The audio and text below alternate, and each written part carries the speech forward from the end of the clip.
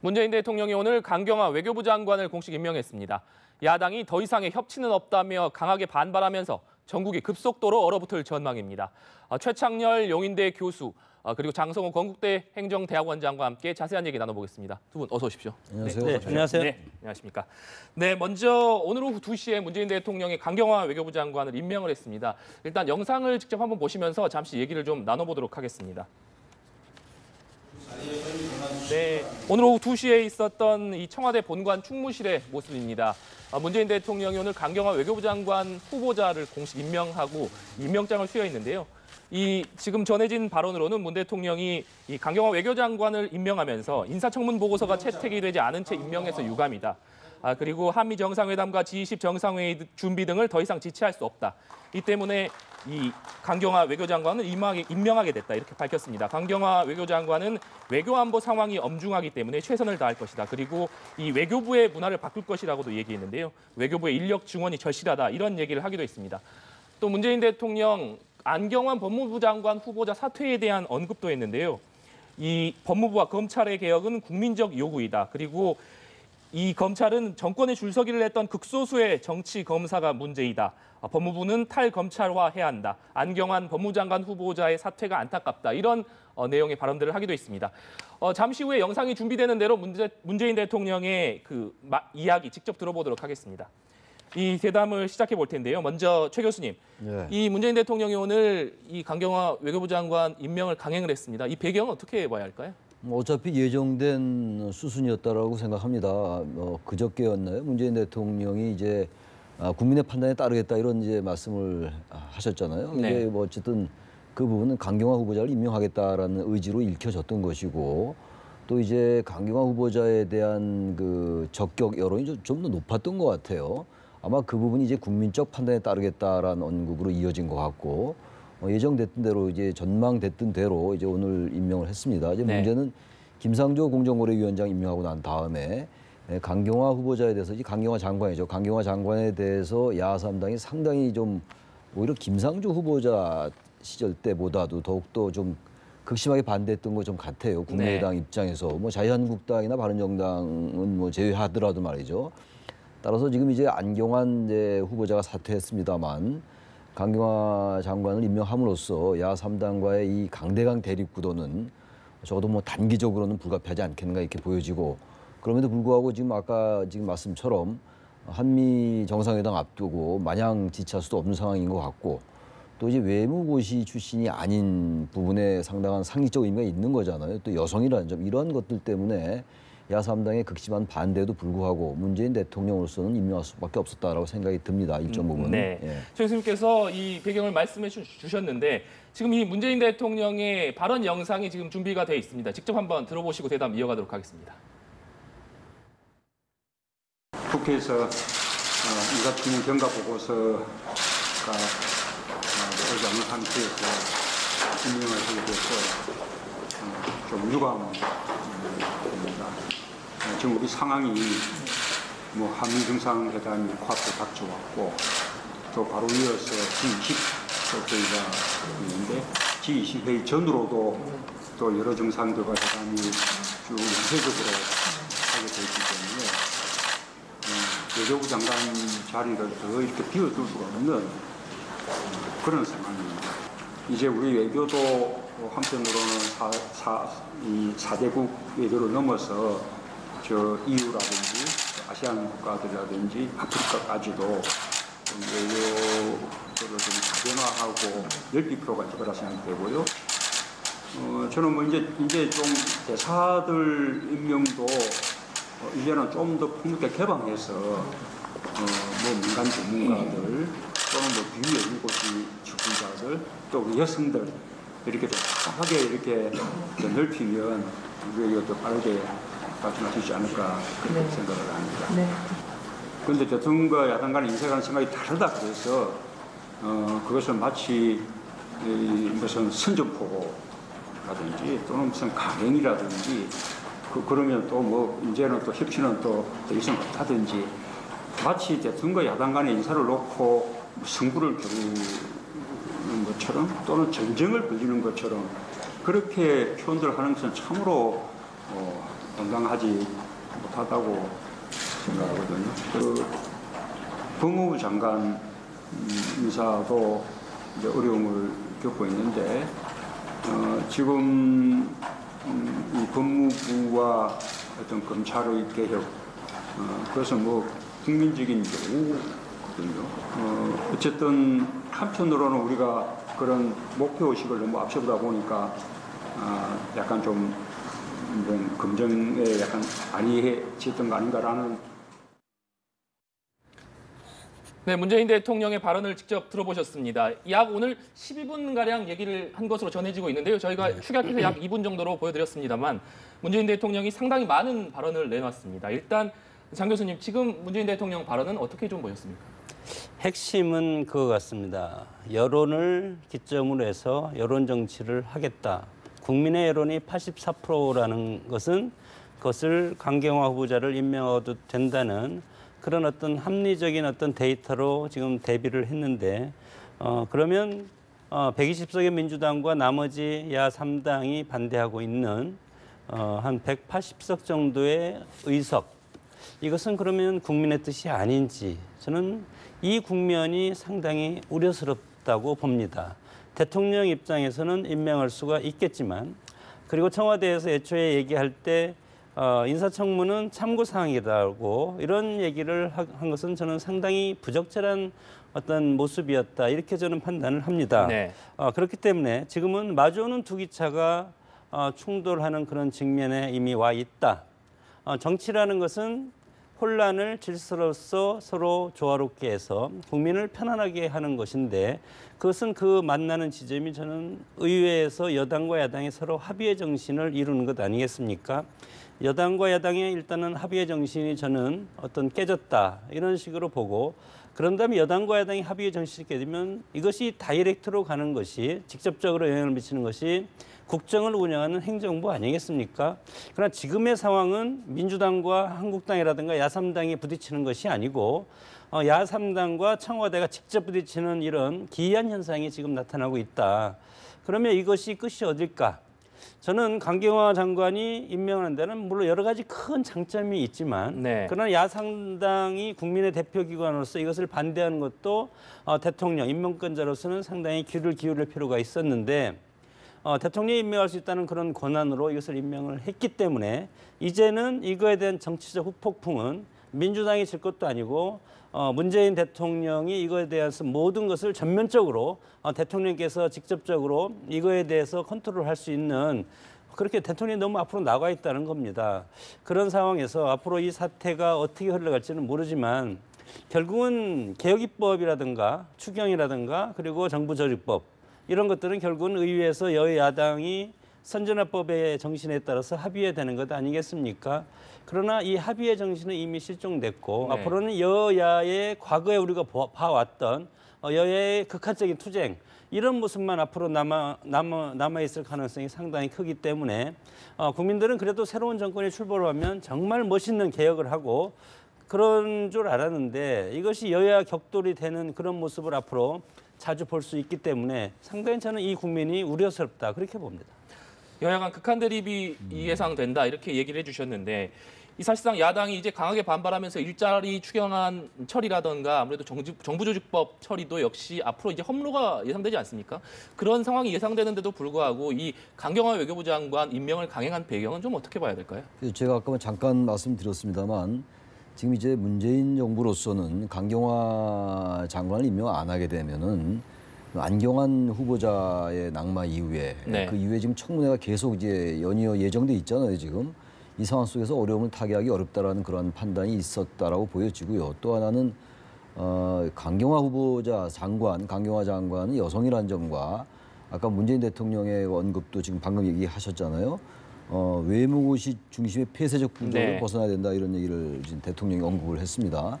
그런 관점에서 강경화 장관의 임명에 대해서 정부가 포기하기 어려웠을 거예요 아마. 그리고 첫째는 이제 요약하면은 어떤 정치적 차원에서 한번 밀리면 안 된다라는 그런 위기의식 분명히 있을 것이고 그 부분은 이제 야당의 입장에서 볼 때 일단 이 상황 속에서 계속 좀 밀어붙여야 된다라는 그 좀 전혀 다른 관점의 어프로치 그런 접근들이 있는 것이고 두 번째는 외교부의 외무 공무원 사이드의 어떤 순혈주의 같은 것들 좀 타파해야 되겠다. 그런 점들을 비외무고시 출신으로서 개혁하겠다는 그런 인식이 같이 작동되는 것 같아요. 이 부분은 안경환 후보자 낙마했습니다만 안경환 교수가 비검찰 출신이고 비법조인 출신임에도 불구하고 이제 법무장관으로 내정했던 그것과 같은 맥락이라고 보여지거든요. 문제는 그겁니다. 지금 이제 개혁적으로 여러 가지 조치를 취했고 취하려 하고 있는 것이고 문재인 정부가 또 상당 부분 국민들의 지지를 받고 있습니다. 지금 이럼에도 불구하고 여러 가지 이런 인사상의 여야의 대립에도 불구하고 네. 문재인 대통령의 지지율이 여전히 80% 넘고 있어요. 그리고 강경화 장관도 적격이라는 국민들의 여론이 높았단 말이죠. 바로 그런 점 때문에 이건 인사 문제에서 비롯되는 거였거든요. 그러니까 지금 사실 인수위도 없었고 검증할 수 있는 시간도 부족한 게 사실이고 말이죠. 네. 어떤 면에서 볼 때 청와대로 볼 때는 청와대 입장에서 매뉴얼 같은 것도 상당히 부족한 것 같아요.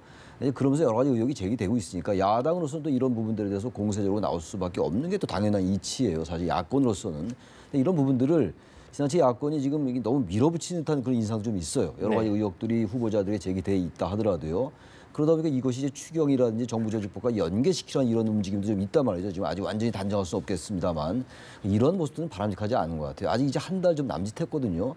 여러 가지 인사 문제에서 제기된 이런 의혹들인 것이지 이게 좀 무슨 문재인 정부가 크게 뭘 잘못하는 건 아니잖아요. 아직 뭐 시동도 못 걸었잖아요. 네. 정부 출범도 못하고 있는 상황이나 마찬가지예요. 내각이 아직 구성이 안 된 상황이잖아요. 근데 이 부분을 협치는 끝났다라든지 완전히 이제 강대강으로 간다라고 이제 뭐 우리가 객관적으로 봐도 강대강 구도이긴 분명합니다. 그렇게 야당으로서도 그런 것들은 바람직하지 않고 그러니까 이제 여야가 다 정치적 부담을 감수할 수밖에 없는 상황이 됐어요. 이제 사실 이런 면에서 보면은 여권이 더 정치적 부담이 클 겁니다. 야권보다는. 그래서 야당의 이런 모습들도 전 바람직하다 하지 않다고 보는데 분명한 것은 또 최근에 여러 가지 그 인사 문제에서 의혹이 제기된 거 사실이잖아요. 이런 부분들에 있어가지고는 청와대 인선 라인도 일정 부분 좀 사과라든지 이런 입장 표명은 좀 필요할 것 같아요. 이건 대통령의 사과의 문제는 저는 아니라고 보는 네. 것이고 청와대 어쨌든 인선 라인의 어떤 문제점이 제기되고 있는 상황이기 때문에 이런 부분들에 대해서 야당에게 좀 명분을 주고 야당도 아직 정권 초기이니까 좀 지켜보는 이러한 여유가 좀 필요할 것 같아요. 너무 야당이 기다렸다는 듯이 막 밀어붙인 듯한 인상을 지울 수가 없는 것도 사실입니다. 네. 이 적폐 청산을 하기 위해서는 뭐 적폐의 칼을 휘두르는 거죠. 이것이 소위 말해서 개혁이고 문재인 정권이 탄생한 것은 적폐를 청산하라는 국민들의 어떤 염원 아니겠습니까? 네. 이런 것이 딱 하나의 목적인데 적폐를 칼을 휘둘리기 위해서는 어떻게 되겠습니까? 원칙의 옷을 입고 적폐를 청산해야 되지 않겠습니까? 그런 차원에서 왜 문재인 대통령이 대선 기간 동안에 5대 비리가 없는 사람을 인사에 기용하고 반칙과 특권 없는 사회 또 나라다운 나라를 만들겠다고 했습니까? 그렇게 해야만이 이 나라를 바로 세우겠다는 것 아니겠습니까? 그러나 지금 인사청문회를 하다 보니까 그런 사람을 찾기가 상당히 어렵지 않나 이런 현실적 한계도 있지만 그러나 대통령의 공약은 상당히 엄중한 것 아니겠습니까? 여론적 지표가 84%라고 하는데 국민의 여론은 항상 제자리에 머무는 것이 아니고 여론은 항상 조변석기 같이 쉽게 바꾸는 간사한 것이 사실은 여론 아니겠습니까? 그런 차원에서 이 사태를 저는 심각하게 봐야 된다고 봅니다. 5년의 임기가 상당히 긴 것이 아니고 이렇게 어떻게 되다 보면 여러 가지 정치적 격변을 또 겪을 가능성도 있지 않습니까? 그렇기 때문에 이렇게 엄중한 시기일수록 저는 원칙대로 가야 된다는 것이 첫째고 두 번째는 제1야당, 집권 여당의 모습이 지금 보이지 않습니다. 네. 집권 여당의 모습보다는 오히려 대통령이 전면에 나서서 야당과 상대하는 이런 모습 이런 것들은 상당히 바람직스럽지 않다.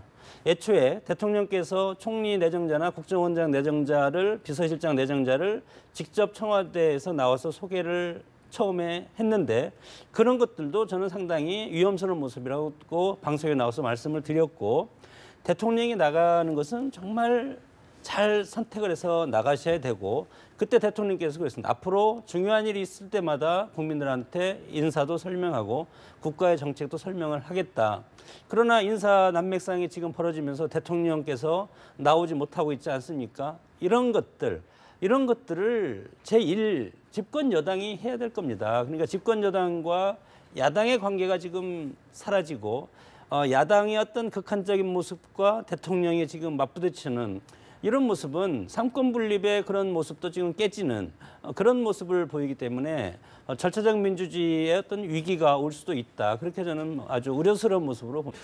아무래도 이 문재인 대통령이 이제 강경화 외교부 장관을 임명을 하면서 야당의 반발이 극심해지고 있지 않습니까? 결국 이 6월도 절반 이상이 지나간 상황인데 언제까지 이 강대강 대치만 지속할 수는 없지 않겠습니까? 이 해법 어떻게? 이거 한계가 있겠죠. 여당, 야당 다 마찬가지인데 여권, 야당 다 마찬가지인데요. 야당도 계속 이런 식으로 반대 기조만 유지하는데 상당한 부담을 느낄 거예요. 그리고 이제 추경과 뭔가 연계하려는 듯한 이런 움직임이 있는 것 같은데 추경이 물론 뭐 정부 그 어떤 그 여건이랄까 국가재정법상 여건에 맞지 않는다라고 야당이 얘기하고 있습니다만 어쨌든 일자리라는 부분들 때문에 네. 일자리를 위한 추경 편성이라서 야당도 마냥 반대하는데 부담이 있을 것이고 또 여권 여당이나 청와대로서도 어쨌든 너무 이렇게 또 야당의 반대에도 불구하고 인사를 밀어붙이는데도 한계가 있을 거예요 아마. 그럼에도 불구하고 안경환 후보자에 대해서는 일단 야당의 어떤 그러한 일리 있는 제기에 대해서 받아들인 거거든요 여권이. 그래서 이런 부분들이 지금 이번 정권은 뭐 제가 여러 번 말씀드립니다만 그 인수위가 없이 출범한 정권이라는 네. 특성을 좀 인정해 줄 필요가 있어요. 저는 지금 이 장관 내정자들의 그 여러 가지 제기된 의혹들을 두둔하겠다는 얘기가 아니라 기본적으로 그런 의혹들에 대해서 모두 부정하면은 사실 정권으로서는 오히려 야당의 퇴로가 없는 게 아니라 정권으로서 퇴로가 없을 수가 있다는 거예요. 어떤 면에서 볼 때 야권으로서 아마 이런 부분들 때문에 보다도 밀어붙이는지 모르겠습니다만 아직 비행기로 볼 때 이륙도 안 한 상태예요 네. 지금. 그리고 그런 장관들 내정을 꼼꼼하게 검증을 해볼 시간도 없었던 것도 분명한 사실인 것이고 따라서 이번 촛불 대선에 의해서 어떤 출범한 문재인 정권의 특성을 좀 야권이 인정을 좀 하면서 그런 다음에 이제 막상 임명되고 난 다음에 낮게 현안이나 정책에 대해서 송곳처럼 이렇게 비판하고 이런 것들이 낫지 않을까. 왜냐하면 지금 그런 것들의 전체적인 변수 중에 하나가 국민들의 정권에 대한 지지도의 문제거든요. 이건 사실은 어떤 면에서 이제 야권의 입장에서 비판적으로 본다는 말이죠. 아까 우리 장 교수가 좋은 지적을 하셨는데 대통령이 직접 나선다. 네. 근데 지금 현재 뭐 대통령이 직접 모든 사안을 나선 건 아니죠, 사실. 근데 국민들의 지지도를 기본으로 해가지고 하면 이제 파퓰리즘이다. 그러니까 의회를 우회해서 정권이 직접 이제 국민을 상대한다는 비판을 따를 수가 있습니다만 역시 우리 민주주의 대의 정치에서 중요한 건 국민의 지지도라는 건 무시할 수가 없어요. 아마 강경화 장관을 임명한 것도 국민들이 외교부 장관으로서 적격이다라는 의견이 상당히 높았던 걸로 제가 알고 있거든요. 아마 그런 점을 고려한 것으로 보는데 계속 이렇게 마냥 반대한다 하다가는 이제 물론 정권의 입장에서 부담일 수 있지만 야권도 부담일 수 있다. 특히 지금 국민의당의 입장에서 볼 때 호남의 지지 기반을 여전히 두고 있기 때문에 이런 부분을 끝까지 가져갈 수 있을까. 그리고 이렇게 가다 보면 나중에 이제 어떤 그 정당 체제의 재배열 문제가 나올 수 있다고 저는 봅니다. 이렇게 된다면 이제 결국은 정치공학적으로 여권과 야권이 오로지 반대 그리고 또 어쨌든 또 개혁을 하고자 하는 문재인 정부가 충돌로 갈 수밖에 없다면 네. 과연 이러한 정당 체제로 과연 뭘 할 수 있을 것인가. 120석의 민주당 의석까지 이런 부분이 고민이 될 수가 있다. 이건 또 다른 차원의 얘기이기 때문에 야권으로서도 마냥 반대만 하는 데는 부담이 따를 수가 있다 이런 생각을 좀 합니다. 네. 여당도 이 국면이 사실은 뭐 부담스럽지만 야당도 부담스럽겠죠. 그러나 궁극적으로 따져보면 집권을 책임진 여당과 청와대 대통령이 훨씬 그 리스크가 크다고 봅니다. 그래서 협치라는 모습이 필요한데 어떻게 보면 협치, 국정의 출발이 우리 최 교수님께서 아직 안 되고 있다고 했는데 그것은 지금 인사 문제 아니겠습니까? 깨끗하고 신선한 인사를 내놔야만이 그것이 정부의 책임 아니겠습니까? 그러나 고르다 보니까 그것이 없다고 하는데 이런 것들은 이너서클 안에서 인물을 저는 고르는 것이 아닌가 이런 저는 우려스러운 모습으로 봅니다. 대탕평이라는 것은 상대방의 사람도 끌어다 쓸 수 있는 그런 자세를 가져야 되고 이런 자세에서부터 인사가 완결이 되고 그리고 협치의 정신이 살아나는데 지금 민주당과 대통령, 청와대 입장에서는 협치의 대상을 국민의당만 한정하는 것이 아닌가. 네. 국민의당만 한정한다는 것은 국민의당이 한정하면 과반의 의석밖에 생각되는 것이 아니지 않습니까? 저는 협치의 대상은 보수 정당인 한국당 120석 정도 107석을 가지고 있는 제1야당인 한국당과의 협치가 성사돼야 된다고 봅니다. 그렇게 돼서 협치가 되려면 서로 인정하고 일정 부분 야당이 원하는 것을 들어주는 그런 어떤 유연한 어떤 정치력 이런 것들이 필요한데 그런 것들이 과거에 노무현 대통령께서 열린우리당을 하다가 하다 안 되니까 연정을 제의하고 이런 모습도 보이지 않았습니까? 그러니까 지금은 아무리 집권 초고 국민의 지금 지지가 84%고 그리고 지금 대통령의 의지가 상당히 강한 이런 모습이지만 그러나 정치는 어떤 뭐 여우처럼 아주 지혜로운 그런 정치를 해야만이 개혁을 이루어 나갈 수가 있다고 봅니다. 네, 협치에 대한 얘기까지 해주셨는데 이 문재인 대통령 오늘 임명장 수여식에서 발언을 보면 이 자진 사퇴한 안경환 법무부 장관 후보자에 대한 언급도 있습니다. 이 안 후보자 금요일 저녁에 전격적으로 자진 사퇴를 했는데 이 문 대통령 이 법무부와 검찰의 개혁은 국민적인 요구다 이런 발언을 한 것을 보면 결국 안 후보자의 자진 사퇴가 검찰 개혁의 어떤 이 걸림돌이 되는 것 아니냐 이런 우려들이 나왔기 때문에 이 부분을 반영한 발언이라고 볼 수 있을까요? 그죠. 안경환 후보자의 그 내정은 분명한 이른바 이제 컨셉이 있었던 거죠. 개념이 있는 인사였죠. 우리나라 법무장관 후보자를 비검찰 출신으로 한 적이 거의 없잖아요. 최근 20여 년 동안. 그러니까 어쨌든 검찰 개혁은 검찰 내부를 알되 검찰의 이해관계에서 좀 자유로운 인사라는 게 개념인 것 같아요. 네. 그래야 검찰 개혁이 가능하다고 보고 있는 거죠. 검찰 내부라는 게 워낙 뭐 이 기수 문화라는 게 활성화된 조직이고 또 상용하복이 상당히 그 조직화된 그런 그 기구이기 때문에 보다 기존의 어떤 관념, 기존의 패러다임에서 좀 자유로운 인사가 돼야 된다는 그런 개념이에요. 근데 어쨌든 실패를 했죠. 1차적으로 안경환 후보자가 낙마했으니까. 후임 이제 그 법무장관을 누구로 내정할 것인가도 초미의 관심이에요. 네.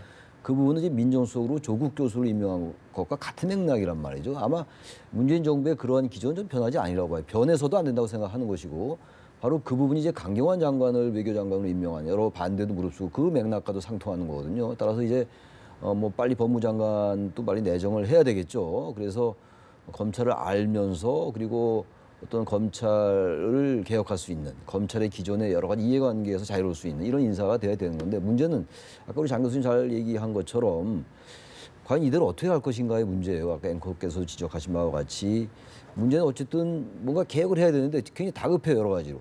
대내외적인 이 위기도 대단히 엄중하고 말이죠. 근데 지금 인사 문제로 계속 걸려 있으니까 네. 게다가 지금 뭐 청문회가 굉장히 많잖아요. 지금 아직 내정은 3명만 하면 되긴 된다 하더라도 지금 다 내정된 사람들이 다 임명이 돼야 되고 청문 보고서 채택이 돼야 되는데 네.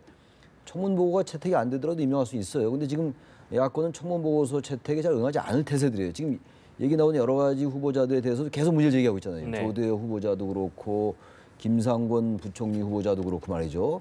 이렇게 된다면 여권으로서는요. 이렇게 임명할 수밖에 없는 거죠. 이거 계속 반대를 하고 그럼 사실 이 정부 출범을 과연 도와주겠다는 건 야권이. 그런 또 비판에 직면할 수 있어요. 야권이. 그래서 저는 야권도 물론 일정 부분 여권이 물론 명분을 줘야 됩니다만 자유한국당 같은 경우는 여야정 협치 얘기했었는데 거기 상임위원회 거기 모임에도 참석하지 않잖아요. 참석해서 뭔가 그래도 반대로 비판을 해야 될 텐데 그러다 보니까 너무 자유한국당 제1야당도 너무 반대를 위한 반대가 아니냐라는 그 비판에서 자유롭지 뭐 않은 거거든요. 그래서 저는 여권도 좀 명분을 줘야 되고 그리고 일단 청와대 인선 라인에서 최근에 제기되고 있는 여러 가지 그 어떤 그 인사청문회 그 논란들에 대해서 좀 어떤 입장 표명은 좀 필요하다고 봐요. 그래야 야권도 명분을 갖고 여권을 도와줄 수가 있는 것이고 여당도 좀 다른 개혁 조치를 해 나갈 수 있는 것이 아닌가 이런 생각도 좀 듭니다. 야당이 발목 잡는 것은 뭐 비판을 항상 받고 있는데 그러나 야당의 역할이 국민들이 부여주는 집권 여당을 견제하는 것이 여당과 야당의 역할 분담입니다. 네. 민주당이 과거에 야당했을 때 상당히 큰 어떤 송곳 검증을 했지 않습니까?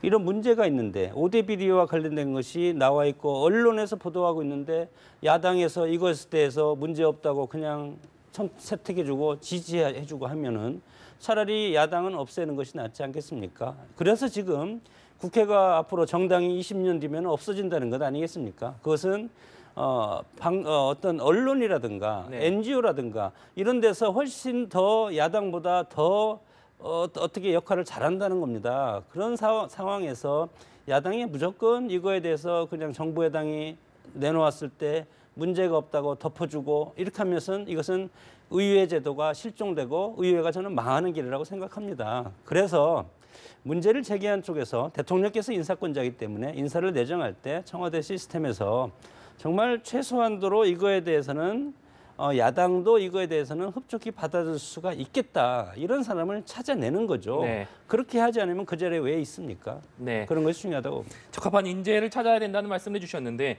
아무래도 이 각종 국무위원 후보자들에 대한 의혹이 불거지고 있고 또 안경환 후보자가 자진 사퇴하면서 이 야당에서는 이 공세의 관역을 조현옥 인사수석 그리고 조국 민정수석 쪽으로 돌리고 있지 않습니까? 국회 운영위에도 뭐 출석시키겠다 이렇게 벼르고 있는 상황인데요. 아무래도 이 조국 특히 조국 수석에 대한 입지 이런 부분들도 여러 관측들이 나오는데 그러니까 그 부분이 바로 지금 장관 내정자들에 대해서 여러 가지 의혹이 제기되고 있고 또 네. 여러 가지 의혹을 제기하고 있어요. 지금 야권에서 언론도 물론 마찬가지입니다만. 근데 이제 조국 민정수석이 이 인사 스크린을 못했다. 조국 민정수석 물러나라 뭐 이런 거잖아요. 그러니까 지금 장관 인사청문회의 그 불똥이 지금 조국 수석에게 튀고 있단 말이죠. 조현옥 인사수석하고 같이. 네. 이런 부분을 봐도 야권이 어쨌든 이번을 계기로 해가지고 지금 안경환 후보자의 낙마를 계기로 해서 공세 고삐를 늦추지 않겠다라는 아주 정치적인 의도는 좀 확연하게 보이는 것 같아요. 일단 이 장관 청문회에 나오는 후보자들에 대한 문제가 아니라 현재 민정수석에 대해서 문제를 제기하고 문재인 대통령의 인사 중에서 가장 처음에 참신하고 개혁적이라고 인식되었던 인사가 바로 조국 민정수석의 네. 임명이었잖아요. 근데 바로 그 부분을 겨냥하는 거거든요. 그건 다시 말하면 지금 현재 정부의 가장 중요한 점을 저는 이렇게 정저준하고 있다고 생각을 해요. 뭐 전 조국 민정수석이 잘했다는 얘기 절대로 아니에요. 상당히 문제가 있죠. 이런 잘못된 여러 가지 의혹들이 있는 인사들을 내정했기 때문에 그럼에도 불구하고 이 부분을 지금 바로 조국 수석이나 인사수석에 화살 돌린다라는 거는 이제 정권 출범 한다도 안 되는데 그럼 그 민정수석과 인사수석을 그럼 임명을 철회하라는 얘기입니까? 그건 사실상 불가능한 얘기잖아요. 아마 야권에서도 그것은 가능하지 않을 거라는 걸 알고 있다고 저는 생각합니다. 그래서 저는요. 지금 현재 청와대나 여당이 다 잘했다는 얘기가 절대로 아니에요. 흠결이 없는 후보가 나왔으면 얼마나 좋겠어요. 근데 흠결이 있잖아요, 지금. 그렇기 때문에 어쨌든 사전에 그런 것들 다 스크린하지 못한 청와대에 문제가 있어요. 그 부분에 대해서 일정 부분 제가 얘기를 해야 된다고 계속 말씀드리는 거 아닙니까? 네. 그렇다 하더라도 일단 정부 좀 출범시키고 봐야 될 거 아니에요. 그리고 인수위도 없이 출범한 정권인데 똑같은 기존의 과거의 정치 문법과 정치 패러다임 가지고 접근을 하면은 이걸 어떻게 하겠습니까? 그러니까 일단 여권도 그런 부분에 대해서 잘못했다라는 일정 부분 의사표시를 하고 청와대 그 라인 인정 민선 라인 그 이제 뭐 민정수석이 됐건 인사수석이 됐건 그 인선 라인들이 그런 걸 좀 하고 야당도 한번 좀 양보하면서 일단 정부의 출범을 지켜보고 그 다음에 여러 가지 현안이 얼마나 많습니까? 야당으로서도 비판할 게 굉장히 많을 거예요. 야권 시각에서 그때 오히려 좀 날카롭게 비판하는 것이 오히려 좀 일단 뭐 출범시켜야 될 거 아니에요. 촛불 대선으로 치러진 이 정권인데 이걸 너무 똑같은 기존의 패러다임으로 접근하는 거는 반드시 바람직하지 않다. 저는 야당이 문제 제기하는 것에 대해서 문제 있다라고 얘기하는 게 아니라 야당으로서 제기해야죠. 아까 우리 장 교수 얘기처럼. 그러나 너무 계속 그럼 민정수석도 그만둬라.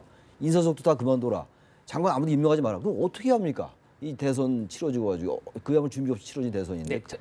최 교수님께서 이 지금 어떤 인수위 없이 출범한 부분에 있어서 인사 검증에 있어 아무래도 시간이 부족했다. 그리고 이런 부분들을 좀 얘기를 해주셨는데 또 박수현 대변인도 뭐 그런 부분을 인수위 없이 출범했기 때문에 이런 부분을 얘기하지 않았습니까? 그래서 결국 청와대에서 그에 대한 해법의 하나랄까요?로 제시한 것이 이번 주부터 인사위원회를 가동한다 이렇게 밝혔거든요. 인사위원회가 출범을 한다면 아무래도 이런 검증에 대한 문제들이 조금 줄어들 가능성이 있을까요? 뭐 인사위원회를 출범하든 뭐 다른 기구를 만들든 그것은 집권층의 책임입니다. 그것을 야당한테 전가하는 것은 참 문제가 있다고 보고 인수위가 없으면 그리고 인사위가 필요하면 만들어야죠. 그리고 만들어서 민주주의는 책임 정치 아니겠습니까? 이 책임 정치 마지막은 대통령이 모든 걸 책임지게 돼 있습니다. 그러나 민주주의라든가 어떤 정부의 어떤 기구나 기능을 보면 각각에 대해서 기능과 역할이 서로 나눠져 있는 것은 왜 나눠져 있겠습니까? 대통령은 마지막 보루로서 마지막 책임지는 자리고, 네. 최근에 이런 어떤 인사 난맥상을 한 것은 이것은 결국은 인사 책임자인 조현옥 인사수석과 조국 민정수석이 인사 문제에 대해서 최고의 어떤 컨트롤 타워 아니겠습니까? 여기를 벗어나면 결국은 이것은 이제 대통령이 책임져야 될 문제에 봉착을 하기 때문에 민정수석과 인사수석이 이거에 대한 일차적인 책임이 있었다. 그거에 대해서는 어떻게 보면 어떤 민주주의는 책임 정치라는 측면에서 일정 부분 책임 있는 어떤 조치라든가 책임 있는 의사 표명 이런 것들이 저는 선행돼야 된다고 보고 그러고 나서 앞으로도 이런 인사난맥 싸움이 계속 있다면 이것은 결국은 야당에서 공격하는 것이 아니고 국민들의 여론적 지표가 상당히 돌아설 가능성이 있지 않겠습니까? 네. 그럼 지금 소수 정권인 민주당이 지금 국민의 여론을 믿고 이렇게 해서 지금 강하게 드라이브를 한다고 하더라도 만약에 국민적 여론이 등을 돌릴 때는 그럼 어떻게 할 것인가 이런 것까지 저는 지금 대통령을 비롯한 정부 여당 집권층은 생각을 해야 된다고 봅니다. 네. 아무래도 이 추가 낙마자가 발생할 경우에는 이 청와대로서도 져야 될 정치적 부담이 엄청 가중되지 않겠습니까? 그 때문에 결국 이 남아있는 장관이 세 자리가 있으니까요. 법무부 장관 이 안경환 후보자가 이 사퇴하면서 결국 세 자리가 남지 않았습니까? 아무래도 이 부분은 신중을 기해서 좀 시간이 소요될 것이다. 인사추천위가 가동된 이후에 인선이 될 것이다. 이런 가능성들이 나오는데. 글쎄, 그럴 수도 있을 것 같아요. 지금 이제 장관 내정자들 청문회도 지금 뭐 순탄치 않을 것 같잖아요. 여러 가지 이제 얘기들이 있기 때문에. 특히 법무장관 후보자 같은 경우는 또 실패하면 정말 뭐 난감해지는 거예요. 그야말로 정권이 집권 초기부터 국정의 개혁 동력을 상실할 수가 있는 거라서 지금 정권으로서는 굉장히 지금 이 부분이 지금 난감한 문제입니다. 지금 그래서 지금 말씀처럼 인사위원회를 좀 발족을 시켜가지고 그동안 좀 급하게 서둘러서 어떤 내정을 하다 보니까 이런 문제가 좀 생긴 점도 있고 사실 뭐 안경환 후보자의 경우도 야당이 지적하고 제기한 문제를 받아들여서 낙마했잖아요. 철회했던 거예요. 사퇴가 사실 뭐 청와대와의 교감이 있었다고 본다면 그래서 너무 이 지금 뭐 청와대가 야권의 반대에도 무릅쓰고 강행한다라는 관점에서만 볼 건 아닌 것 같아요. 제가 누누이 말씀드립니다만 청와대가 꼭 잘했다는 건 아니지만 그런 특수성이 좀 있는 거 아닌가라고 보여지고 그래서 어쨌든 향후 또다시 이런 낙마자가 있게 되면은 초기 개혁 동력이 많이 어려워지는 거예요. 그래서 어쨌든 그런 부분들을 좀 잘 컨트롤해야 될 것 같고 야권에게도 이런 것들을 양해를 구하고 설득을 하는 작업을 여권으로서 게을리하면 안 되겠다는 생각도 좀 듭니다. 네, 알겠습니다. 오늘 두 분 말씀은 여기까지 듣도록 하겠습니다. 오늘 말씀 감사합니다.